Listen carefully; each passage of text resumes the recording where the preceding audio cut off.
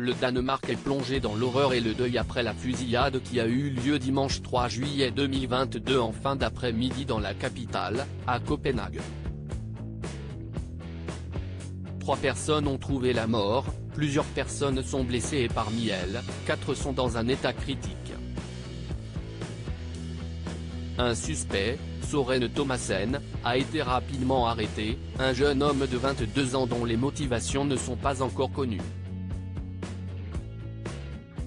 La tuerie s'est produite en fin d'après-midi, provoquant un mouvement de panique.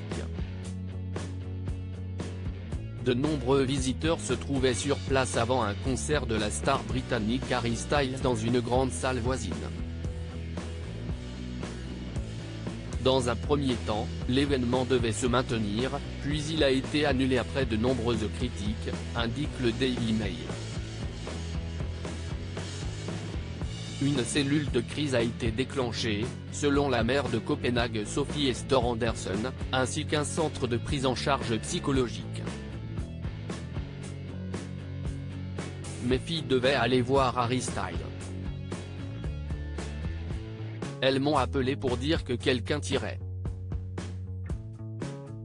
Elles étaient dans un restaurant quand ça s'est passé, a dit à l'AFPANS Christian Stolz, un Suédois de 53 ans venu chercher ses enfants sur place. Nous pensions au départ que c'était des gens qui couraient parce qu'ils avaient vu Harry Styles, puis on a compris que c'était des gens en panique. On a couru pour notre vie, ajoute sa fille, Cassandra. Sur Twitter, Harry Styles, en pleine tournée, a publié un message pour faire part de sa peine et de son soutien aux habitants. « J'ai le cœur brisé comme tous les habitants de Copenhague. J'adore cette ville. Les gens sont si chaleureux et pleins d'amour. Je suis dévasté pour les victimes, leurs familles et tous les blessés. Je suis désolé qu'on ne puisse pas être ensemble.